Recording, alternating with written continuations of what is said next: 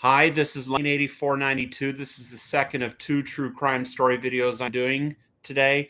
This one is also in Tennessee. This was the case of Leroy Hall Jr. See, Leroy Hall Jr., who also went by Lee, he had been in a relationship with his girlfriend, Tracie Crozier. Of course, this would be in Hamilton County, Tennessee. That's the county of the city Chattanooga. But apparently, as I said, Leroy Hall Jr. had been in a relationship with his girlfriend, Tracie Crozier. But then she decided she did not want to continue the relationship anymore, and she ended it. And she went to live with her grandmother and uncle, Gloria and Chris Mathis. After the end of the relationship, Leroy Hall Jr. continued to call the house, and because he wanted to keep the relationship going, but Tracie did not want anything to do with him. And then on April 6, 1991, 11 days before this attack, Crozier, they were sighted outside of Mathis's house, and with Crozier's apparently Leroy Hall Jr. saw Tracie Crozier in her car, and he demanded that she get out and that he wants to continue the relationship, but she refused. She did not want to continue the relationship, and that she ended it with him. And there,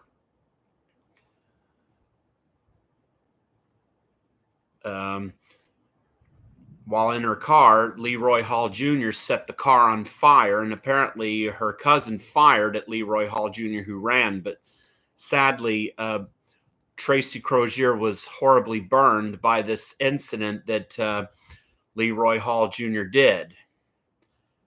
And Tracie Crozier was taken to the hospital, but sadly she died after she had been burned alive by Leroy Hall Jr. and suffered 90% of third-degree burns over her body. This would lead to the arrest of Leroy Hall Jr., who was tried and convicted of first-degree murder and was sentenced to death for the crime.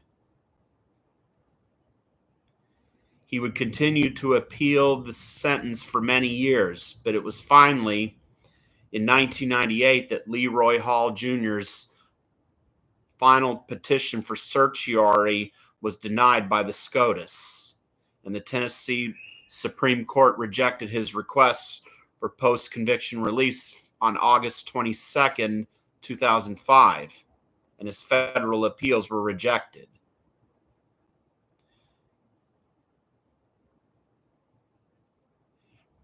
And his execution would first be set in 2014, but it was stayed for presumed legal reasons. But then and on February 3rd, 2019, Leroy Hall Jr. was served his death warrant, setting his execution for December 5th, 2019. And just like Stephen Michael West, Leroy Hall Jr. chose the electric chair over lethal injection. And a few days before his execution, Leroy Hall Jr. was taken to the death house, and of course, and his final appeal on December 5th was rejected by the SCOTUS. And for Hall, his last meal consisted of Philly cheesesteak, 2 orders of onion rings, a slice of cheesecake, and a Pepsi soda. And they were arguing that Hall shouldn't be executed because he was blind.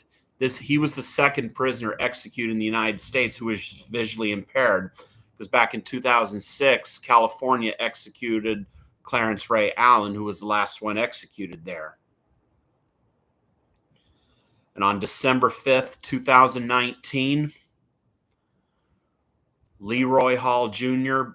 became the 5th prisoner in Tennessee to be put to death in the newly built electric chair at the River Bend Maximum Security Institution on the outskirts of Nashville, Tennessee. Tracie Crozier's sister, Stacy Wooten, was amongst those who witnessed the execution. And of course, Hall said he was sorry for what harm he caused to the family of Tracie Crozier. Well, hope you enjoy this video and let me know what you think. Thanks.